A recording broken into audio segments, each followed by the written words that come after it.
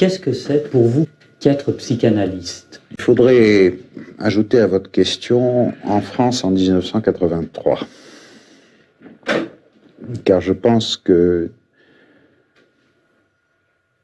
un psychanalyste n'avait probablement pas du tout le même sentiment sur son identité à d'autres époques et éventuellement dans d'autres pays. Alors je vous dirais que, pour commencer, que c'est d'abord le sentiment d'appartenir à un mouvement qui, jusqu'à aujourd'hui, à mes yeux, représente la connaissance la plus poussée qu'on puisse avoir du psychisme humain. Aucune autre connaissance depuis la découverte de la psychanalyse ne me paraît avoir apporté plus de lumière que la psychanalyse elle-même, bien qu'elle ait beaucoup de mal à poursuivre son développement. C'est donc, je crois, la raison qui fait que je suis psychanalyste et que je continue à l'être. En 1983, c'est assumer une certaine incertitude si on refuse le dogmatisme, le fanatisme, l'endoctrinement. Depuis la mort de Freud, la situation a beaucoup évolué. La psychanalyse n'a pas manqué d'esprit talentueux, seulement le résultat a été un éclatement de la psychanalyse en fait, et que des œuvres aussi diverses et aussi opposées par beaucoup de points que celle d'une Mélanie Klein, d'un Lacan, d'un Winnicott, d'un Bion, d'un Hartmann ou d'un Cohut, pour ne citer vraiment que les noms les plus connus de la littérature psychanalytique contemporaine, représente, je dirais, l'effet d'un écartèlement de la pensée freudienne qui se regroupe autour de polarités très peu compatibles entre elles. Donc, de deux choses l'une. Ou on choisit son camp. Et on dit, moi je suis kleinien, moi je suis lacanien, moi je suis winnicottien. Auquel cas, bien, on rejette les autres dans les ténèbres extérieures. Ou alors, on essaye d'avoir une vue un peu plus ouverte et on se pose des questions et on se demande si tout de même ces œuvres ne recèlent pas au moins une part de vérité. Et que même si elles sont porteuses de déformations considérables ou de distorsions théoriques ou d'options discutables, leur force et leur retentissement peut s'expliquer quand même par ce noyau de vérité qu'elles recèlent malgré tout. Et à ce moment-là, il s'agit non pas du tout de tomber dans le piège de l'éclectisme, mais de quelque chose d'infiniment plus difficile à faire, qui est l'articulation de ces divers sous-ensembles théoriques. Et là, eh bien, justement, c'est ça, accepter l'incertitude. Accepter l'incertitude, c'est justement se rendre compte, premièrement, que l'œuvre de Freud est incomplète, et deuxièmement, que le développement de la pensée post-freudienne fait que, on ne sait pas qui a raison, et qu'il y a une tâche de rassemblement et d'articulation qui demande beaucoup d'efforts. Alors, pourquoi est-ce que c'est comme ça? Ça n'est pas seulement parce que le souci d'originalité ou le besoin de notoriété ou de célébrité a poussé des psychanalystes à faire une œuvre originale qui se démarquerait de celle de Freud simplement pour le plaisir de se faire un nom, c'est effectivement aussi parce que la pratique de l'analyse nous a mis maintenant de plus en plus fréquemment avec des patients qui cadrent mal avec la grille théorique de Freud, qu'il faut aller plus loin, et que c'est plus difficile, qu'il y a plus de choses qui nous échappent et qu'il faut chercher. Alors, assumer cette incertitude, ça n'est pas toujours une position commode, et il est évidemment toujours plus facile d'opter en supprimant un certain nombre de problèmes de ce fait. Alors je pense maintenant que je vous ai expliqué ce qu'était peut-être la position du psychanalyste en France en 1983. L'œuvre de Freud est essentiellement bâtie autour de la névrose et de ce qu'il appelait les psychonévroses de transfert. En gros, hystérie, phobie, névrose obsessionnelle. Bon. Or, aujourd'hui, si vous interrogez les analystes et si vous leur demandez combien de patients dans leur clientèle ils ont qui correspondent aux caractéristiques de la névrose telle qu'elle est décrite chez Freud, c'est d'une extrême rareté. Certes, Freud nous a donné quelques traits de lumière très éclairants sur la psychose, mais de son propre aveu, il n'aimait pas les psychotiques.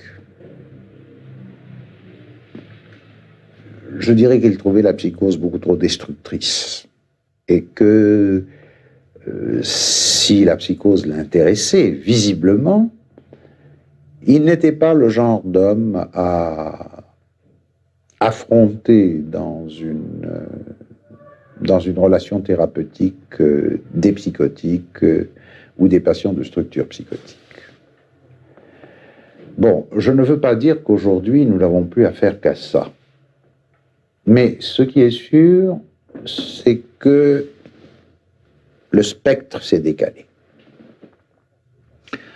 Des patients typiquement névrotiques avec une symptomatologie névrotique, il y en a, mais ils sont plus rares. Deuxièmement, beaucoup d'entre eux qui viennent jusqu'à nous donnent beaucoup plus l'impression d'une couverture névrotique de faible protection. Autrement dit, que derrière ces signes névrotiques pour lesquels ils viennent demander à être aidés par l'analyse, il existe une très grande fragilité et qui laisse soupçonner des points de fixation qui sont bien antérieurs à ceux de la névrose et des possibilités régressives qui sont beaucoup plus importantes que celles de la névrose. Il y a tout le champ des gens qui viennent vous voir, eh bien, pour des symptômes apparemment très banaux et sans gravité, sentiment d'échec professionnel ou d'échec dans la vie amoureuse, impression d'inhibition, de malaise, bon. Et ceci qui paraît être très banal recouvre en fait très souvent des problématiques extrêmement compliquées, extrêmement difficiles à analyser et qui, dans une échelle approximative, dans l'ordre de la santé ou de la maladie, ce qui est toujours une manière de parler qui ne plaît pas à l'analyste d'employé, mais pour communiquer avec les autres, il faut quand même bien utiliser des critères communs. Bon, disons que ils sont, entre guillemets, beaucoup plus malades. Bon, d'autre part, aussi, justement, parmi la clientèle des analystes, se révèlent de plus en plus fréquemment ce que nous appelons des cas limites, c'est-à-dire des structures souvent mal définies, mal différenciées, bâtardes, et qui, là aussi, montrent un rapport à la psychose, sans pour autant qu'on puisse les dire psychotiques, mais disons un voisinage, avec une espèce de rapport de marginalité par rapport à la psychose, qui aussi font que le travail analytique, à ce moment-là, vous ne pouvez plus vous appuyer sur la grille théorique de Freud, et vous êtes beaucoup plus obligé de vous appuyer sur les apports post-freudiens, et vous êtes obligé surtout de vous appuyer sur vous-même et sur ce que vous allez devoir découvrir et inventer et qui n'est pas déjà décrit. Alors, moi j'ai appelé ça la folie privée. J'ai appelé ça la folie privée parce que ce sont des gens, je dirais, dont les rapports avec les autres, plus les rapports sont superficiels, eh bien, plus ils sont faciles. Et plus les rapports les mettent en contact avec les personnes importantes de leur existence, et plus à ce moment-là, ça va déjà beaucoup moins bien. Et c'est pratiquement, je dirais que c'est sur le divan qu'ils peuvent montrer l'étendue de leur folie, entre guillemets. C'est pour ça que j'appelle ça une folie privée. Parce que justement, elle n'est pas du tout justiciable du traitement qu'on applique à des psychotiques. Alors, c'est ce qui fait que je vous dirais que dernière caractéristique d'être analyste, c'est un métier où on paye beaucoup de sa personne. On paye beaucoup de sa personne, non pas à cause de ce qu'on est obligé de faire, mais précisément à cause de ce qu'on s'interdit de faire. Et que c'est justement cette situation d'attente et de non-réponse aux provocations du patient, non-réponse à ses agressions, non-réponse à sa destructivité, ou une réponse qui n'est jamais toujours qu'un moyen d'élaborer cette destructivité et de la restituer en lui donnant son sens dans l'échange du transfert, pour que nous puissions aider un patient qui a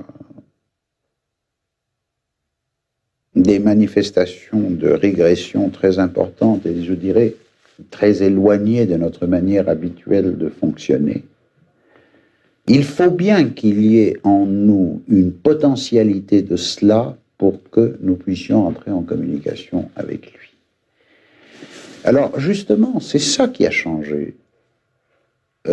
Freud a fait faire un pas considérable quand il a eu le courage de dire « je suis névrosé moi-même ».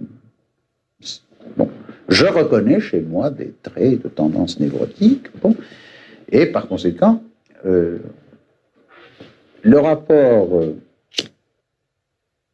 normalité-névrose était dans un rapport, je dirais, d'écart optimal pour permettre à un névrosé normal type Freud d'aider un névrosé. Parce qu'on était bon, le rapport la différence entre eux, Freud finalement l'avait fait tomber, c'est-à-dire qu'il avait sorti le médecin de son statut de prestige et je suis normal, vous êtes anormal, vous n'avez qu'à faire ce que je vous dis. Hein. Et au prix de cela, ça lui avait permis de découvrir la psychanalyse comme quelque chose qui ne concernait pas que les névrosés, mais qui concernait le psychisme humain en général, normal et pathologique. C'est pour ça qu'il est passé par la voie du rêve. Bien. Mais aujourd'hui, ce rapport, si vous voulez, de tolérance à la déviance, s'est beaucoup augmenté, puisqu'il implique que les normaux, entre guillemets, que nous sommes, soient obligés de comprendre et d'analyser des gens dont l'écart d'anormalité par rapport à la névrose est encore plus grand, et que par conséquent, que l'analyste se reconnaisse lui-même ses potentialités, c'est-à-dire qu'il se reconnaisse, au fond, je dirais, beaucoup plus malade qu'il n'est supposé l'être. Attention, il ne s'agit pas du tout de dire, ben, très bien, tout le monde est fou, tout va bien. Non, il s'agit pour l'analyste d'utiliser quelque chose des potentialités de folie qu'il peut avoir en lui pour comprendre l'autre et permettre à l'autre de sortir de cette aliénation dans laquelle il est pris. Alors, surtout qu'on ne me fasse pas dire que ben, c'est très bien, les analystes, bon, ça, nous n'allons pas retomber dans la vieille plaisanterie qui avait cours au XIXe siècle, où on disait que les psychiatres étaient plus fous que leurs patients. C'est pas de ça qu'il s'agit. Il s'agit justement de montrer que ça impose un énorme travail psychique à l'analyste. Si bien que la question des limites, elle devient beaucoup celle des limites d'un analyste particulier, et que, effectivement, à ce moment-là, bon, dernière caractéristique de l'analyste, c'est, je crois, quelqu'un dont il ne faut pas méconnaître aujourd'hui, et contrairement à ce qu'on dit, qu'il a une énorme responsabilité. Il a une énorme responsabilité parce que la plupart du temps, tout le temps, mais enfin, il est seul.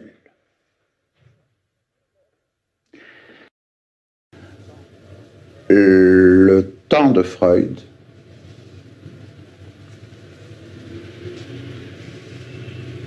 avec le développement de la famille patriarcale était certainement un facteur favorisant de l'éclosion des névroses. L'attitude de la société à l'égard de la sexualité, l'attitude des parents à l'égard de la sexualité infantile, tout ça, c'était certainement des conditions pour faire fleurir la névrose. Nous n'en sommes plus là. Nous n'en sommes plus là. L'autorité patriarcale a beaucoup perdu de son lustre. Et je dirais, le monde tel qu'il apparaissait au temps de Freud apparaissait encore dans l'illusion d'un ordre. Il y avait un ordre illusoire. Mais cette illusion, on s'en désillusionnait relativement tard, une fois que les choses étaient déjà bien installées en soi. Ça donnait donc une attitude tout à fait différente. Et puis il y avait Dieu. Il y avait la religion, et avec tout ce que ça impliquait également de mise en ordre. Bon, le temps a passé, Et je ne suis pas en train de prendre position pour dire c'était mieux avant, c'est pire maintenant. Je dis voilà ce qu'on avait avant, voilà ce qu'on a maintenant, et il n'est pas question de revenir en arrière. Ce qui est fait est fait. Il ne suffira pas de décréter demain qu'on va rétablir l'autorité patriarcale pour que ça change quelque chose. Parce que de toute manière,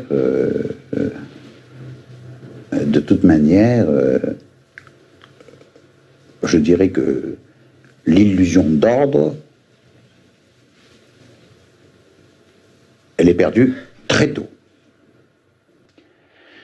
Au temps de Freud, où est le mal du siècle? Il est du côté de l'hystérie et de la sexualité. Bon, alors de ce côté-là, on a levé on a libéralisé. Où est le mal du siècle aujourd'hui? Il n'est plus dans la sexualité, il est dans la drogue. Il n'est pas seulement dans la drogue, il est dans la toxicophilie. C'est-à-dire qu'il est dans la drogue, mais il est aussi bien dans les habitudes sociales, dans l'alcoolisme, le tabagisme, et il est aussi dans les tranquillisants. Alors ça veut simplement dire une chose, ça veut dire que quand on veut supprimer un problème, on en crée un autre, et il n'est pas tout à fait sûr qu'on gagne au change. Remarquez que je ne suis pas du tout en train de dire que c'est pire qu'avant. Parce que ce que je trouve, moi, par contre, c'est qu'il y a actuellement une lucidité comme il n'y en a jamais eu. Il y a une authenticité comme il n'y en a jamais eu. Il y a, comment dirais-je, je ne dirais pas une quête de la vérité, mais un rapport à la vérité que les enfants ont beaucoup plus tôt. Parce que les enfants, quand ils voient un homme politique passer à la télévision, ils ont compris à 6 ans. Ils ont compris que quand on parle comme ça, on ne peut pas dire la vérité.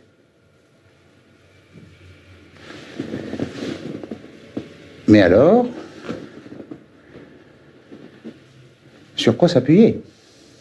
Qu'il y a là un espèce de jeu de va-et-vient entre la sensibilité à l'inconscient et la prise de distance nécessaire et de recul pour se rendre compte des tentations qu'on peut avoir, de se laisser déborder par ses propres réactions inconscientes qui auront été stimulées par celles de l'analysant.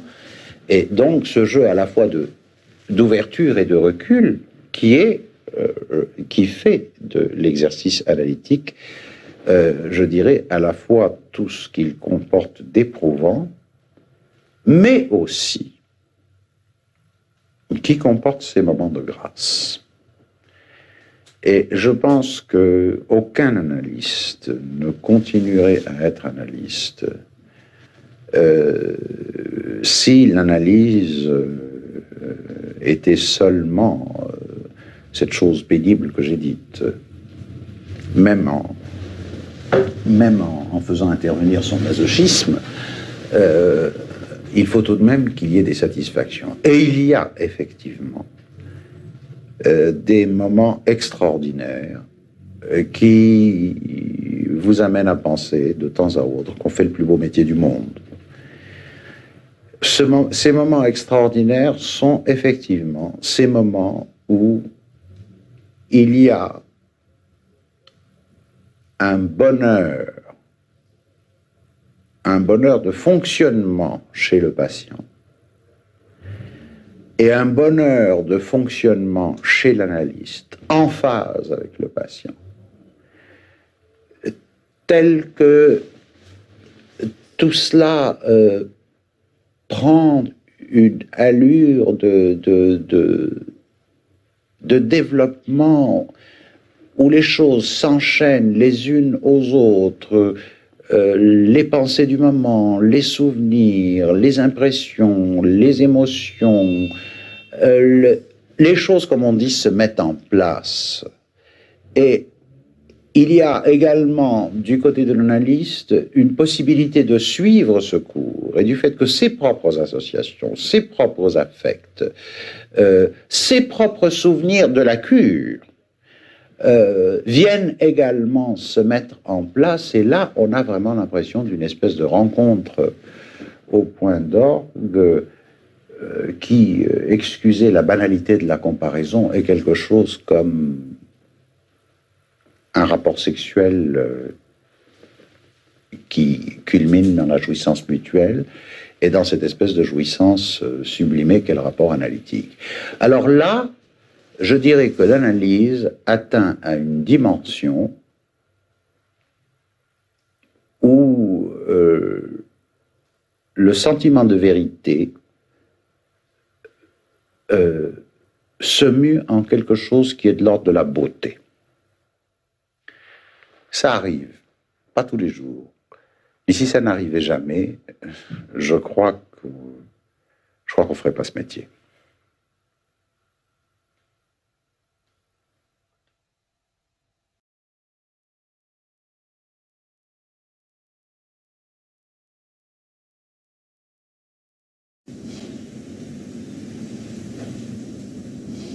À quoi est-ce que vous tenez le plus dans ce que vous avez fait, ce que vous avez écrit en tant que psychanalyste? Qu'est-ce qui pour vous a été le plus important? La folie. La folie humaine, c'est-à-dire ce qui fait que les hommes sont fous, tous, par leur passion, par leurs investissements, leurs choix,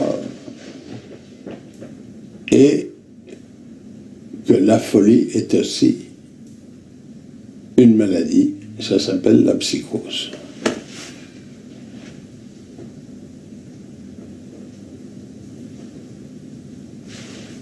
Je vis avec. Comment est-ce que vous voyez, enfin, si tant est qu'on puisse le voir, l'avenir de la psychanalyse? Qui vivra verra.